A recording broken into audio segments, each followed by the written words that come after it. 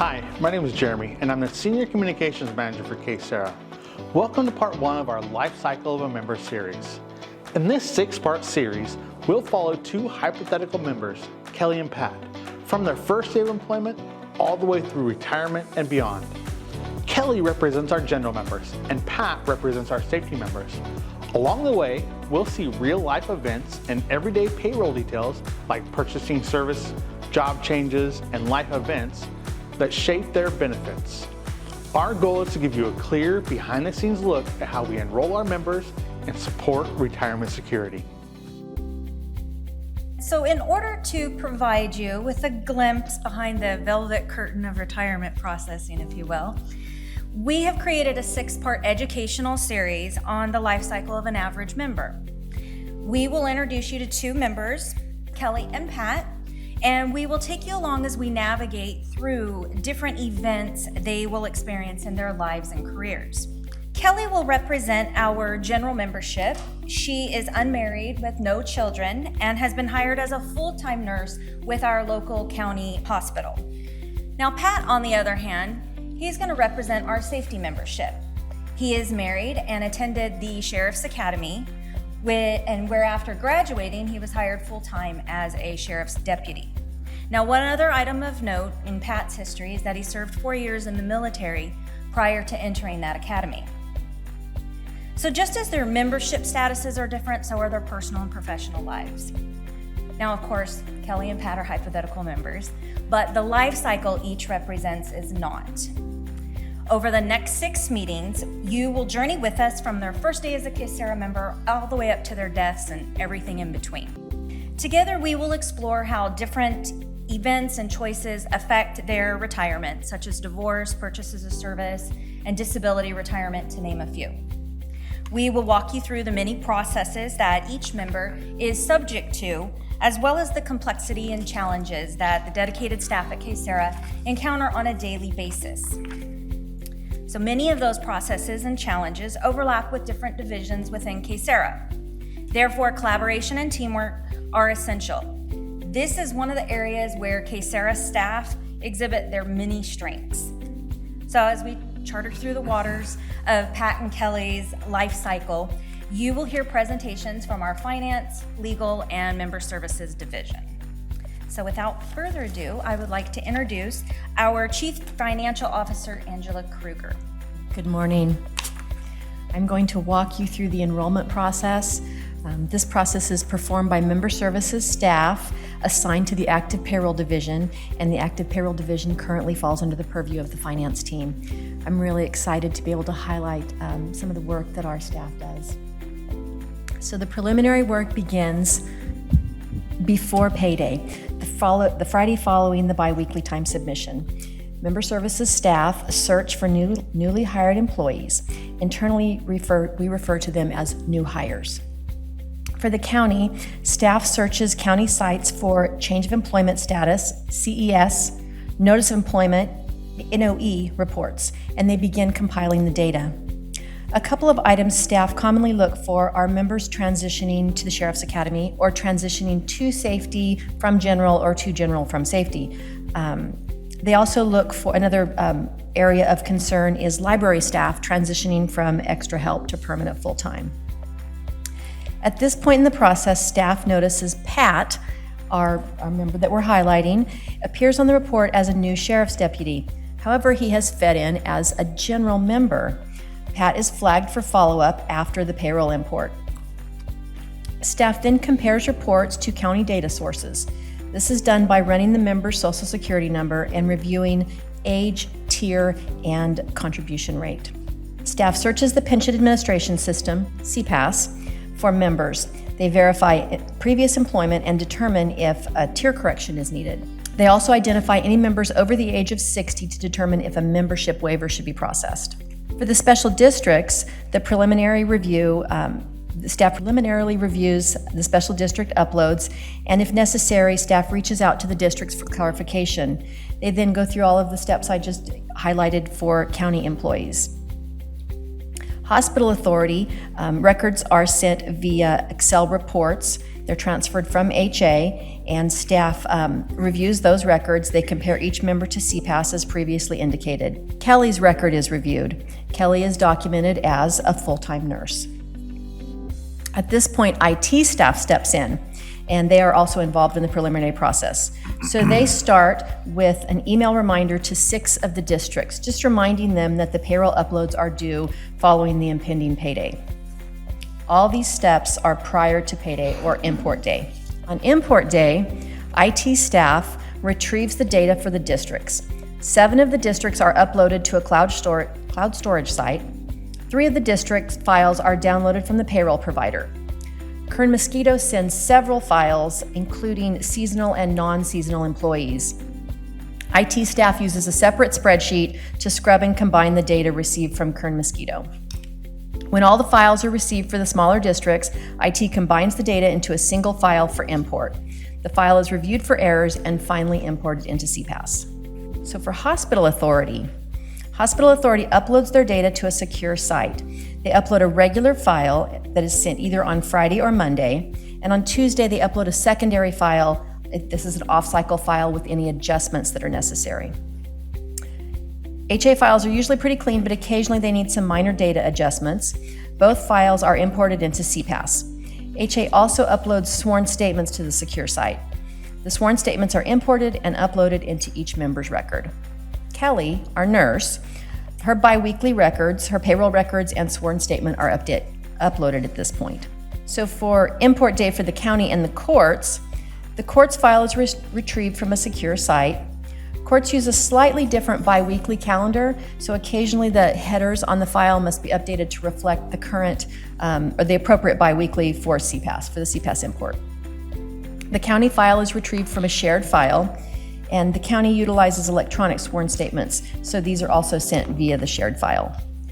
Pat's notice of employment and sworn statement biweekly records are received. After IT finishes their process, the member services staff perform a file validation and review prior to posting. The files must be reviewed for errors, and errors must be resolved prior to posting to member records. Common errors include a contribution taken during the waiting period when members are not on active KCERA status, payments for service purchases not feeding in correctly. Occasionally the service purchase hasn't been fully processed in CPAS, so that will throw an error. Work schedule errors. Common examples are fire changing from A to B mid-payroll.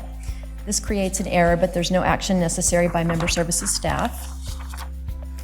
Courts occasionally send partial biweekly base pay when an employee begins or terminates mid-biweekly.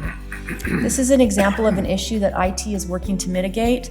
Our IT team works very hard to make all of our processes smooth and automated, and they're currently working on this. Errors related to employees working for multiple employers. We do have some extra help people who work for more than one employer. And for HA, we have a lot of issues with staff moving between a 72-hour full-time and an 80-hour full-time or vice versa.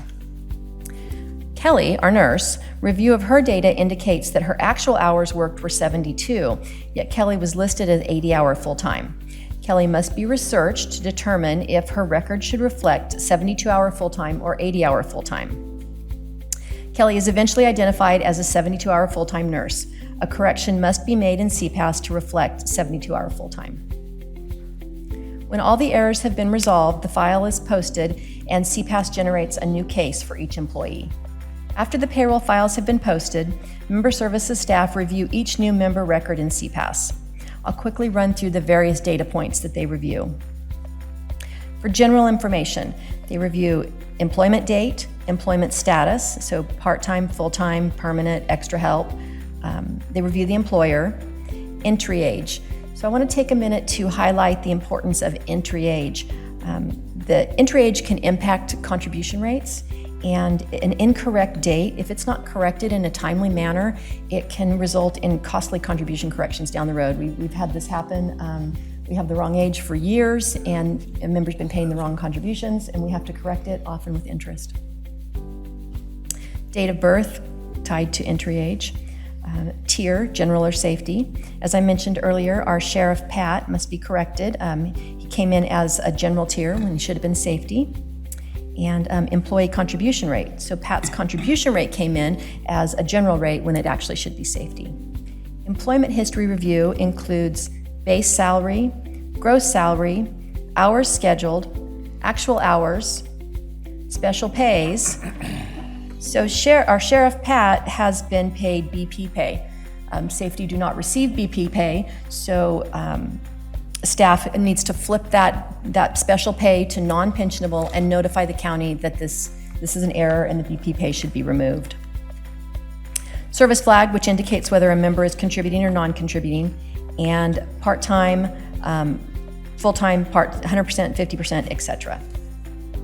So I want to take a moment to just highlight here what we've been working on this presentation for some time, and we came up with this issue related to Pat feeding in as general when he actually should be safety. This actually happened this bi-weekly. We had 23 members that were new safety members that fed in as general. So every one of these members have to be individually corrected.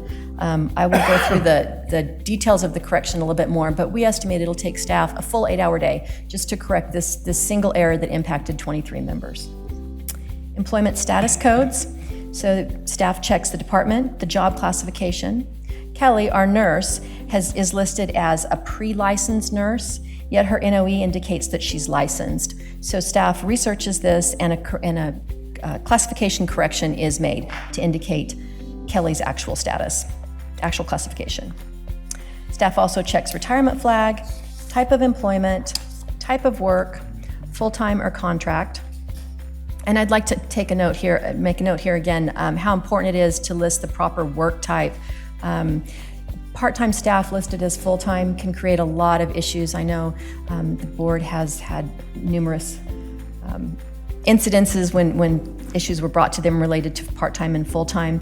We can have a part-time member listed as full-time for years, and when they come to retire, we have to review their record. Sherry's team audits the record, and they can actually lose service credit. Contribution corrections are necessary, and it's definitely a negative impact for our members if we don't correct these things timely. They also review contribution indicator. An individual review of each individual member can take anywhere from 5 to 15 minutes just to identify the errors. And a single employer can have in excess of 100 new hires each week. So again, back to our 23 members that we received this week that were listed as general instead of safety, probably a full day to correct all of those, and that's in addition to the 80 additional members that fed in that will also need review and potential correction. During the review process... Sherry, just a second. Sorry. Jordan has a question. I have a question about that. For some of those errors, like general versus safety, is that because it came over as an error and the county or whatever district provided that information wrong? Is that generally where the errors come from? That's generally what happened. It's usually an inexperienced payroll clerk. Right. It's just an error. It's just an accident. We do have payroll clerk training that's coming up. We're really excited about it. We're doing HA next week, and we've got some of the larger departments scheduled in the next coming weeks. But yes, it's usually just an error. Right, and then when you find that error, you then let the county or the sponsor know to correct it on their side as well. We do. We do a payroll transaction. I will get into that here in just a second. Thank you. Thank you. Sure, as one point of clarification, you talked about 6 districts, the flow of information into the payroll CPAS. Yes. But how many agencies do we actually service? Other employees do we service? We have 13, 14? We have 14. 14? One of them, Inyo Kern, does not have any active employees, so we have... They're dormant. We have 15, I'm sorry, and with 14 imports that we receive each biweekly. So you have 14 active and then 1 dormant, which is Inyo Kern, right? Correct. And then on that, you flow them into, you said 6 districts. Now, we have specific districts that we have designated for the flow into CPAS system? Or do you have, in other words, if you looked at a chart or something like this, which is probably a little brief, you have your 14 agencies that flow into the system. But before that, they're not, are they collected by groupings? I know like the hospital authority would be huge because it's separate, the courts are separate when they flow into it. But for all these smaller ones, I mean, you have what, 2, 3 employees in some of these smaller districts? Yes. So we have, Are they taken separately too, through their systems, or they go into a collective type of system where they group 3 or 4 of them at a time or whatever into that flow of information that you have to process? so they're retrieved separately, so 11 of the districts, minus the 3 larger ones. The data is retrieved separately. 3 of them, we retrieve the data from the payroll provider. The others we retrieve from, various sources, and then that data is combined together into a single file. The six that I mentioned, those are just the ones that IT staff reminds every biweekly. Just sends them an email and says, hey, don't forget, send us the file. Those are your larger ones, right? Those are the smaller ones. So the smaller ones are the ones you have to remind. Yes. And they take a little more, I guess, per member effort because of the staffing support they have and everything, right? Yes, they take a little more hand-holding. If they've got turnover in their offices, some of these districts are 1, 2-man office. Again, back to inexperienced payroll clerks, they just need a little more hand-holding, a little more support. Okay, thank you. Thank you. So during the review process, staff corrects any of the issues that have been identified. As I mentioned earlier, common errors include age correction, tier correction, contribution corrections, or a contribution taken during the waiting period. These changes require a contribution correction calculation. If the calculation returns is in excess of the $10 threshold, staff processes a payroll transaction to be sent to the employer. So back to the question about notifying the employer. For Pat, he will require multiple payroll transactions. So transactions are sent to the county to correct his pay records, his tier, his contribution indicator, and his actual contribution. So there's 4 or 5 different payroll transactions that are sent to the county to correct each of these issues individually. Pat's contributions were underpaid. He paid general rates when he should have paid safety. So there is a difference that must be collected. The payroll contribution sent to the county indicates this difference and requests the county make a correction and collect the additional amount. If these corrections aren't made timely, they're just compounded. I mean, if Pat continues to pay general rates for, weeks or months, then the correction is just compounds with each biweekly. It's very important that we correct these timely. A payroll correction is also processed for Kelly. Kelly's contributions were based on a full-time 80-hour schedule instead of a full-time 72-hour salary base. So a payroll transaction will be processed instructing HA to refund the difference to Kelly. So I just want to take a minute here to highlight the changes, the reorg that Dominic launched that the board has supported, and just let you know how supportive and how much that has impacted KCERA staff. We had 2 people doing this process and various other processes until 5 or 6 years ago, and now we have 5 or 6 people, and they're in more appropriate classifications. We're correcting these errors much more timely, and these changes are going to impact our members for years to come, and we're very thankful to have the additional staff. One other thing about this is, I guess these tasks are the quality control and processing is pretty much labor intensive on a lot of these matters, especially the correction process. So some of it you can convert to a environment of more computerized digital type of support, but other things still have to be kind of pick and shovel up front, especially working with some of these other agencies too. That's correct, yes. We're working very closely with Hospital Authority now to kind of automate our data. We just have communication issues between the systems, and we've got a very collaborative group going on, doing exactly what you just said, trying to automate some of these issues, trying to make it less labor intensive. Well, I'm not going to do an old man story too much, but back in '81, when I supervised the administration of the day-to-day, the NOEs and everything was done by hand, and then we gradually converted to a dumb terminal, and then we migrated to computer applications, generational. But it is a tremendous amount of work, and only so much can be done on the computer side, but you still have to fine tune and clean the data that goes into it. Yes, we do. Yes, and we need. Enough of my story. And it takes qualified, experienced staff to do, to do it appropriately. Yeah. So we're very That's thankful. much appreciated too. Thank you. Go ahead, sorry. The support to have the staff is much appreciated. So now I want to highlight the sworn statement. This slide contains the excerpt from the SERL that's related to the sworn statement. Sworn statements are required for all employees. We do receive electronic sworn statements from county and courts. HA sends PDF files. The districts are a mixture of PDF and paper files. So each sworn statement must include the name, including the suffix, the member's social security number, date of birth, percent time, and then we must have all this information for the beneficiary as well: name, social security, and date of birth.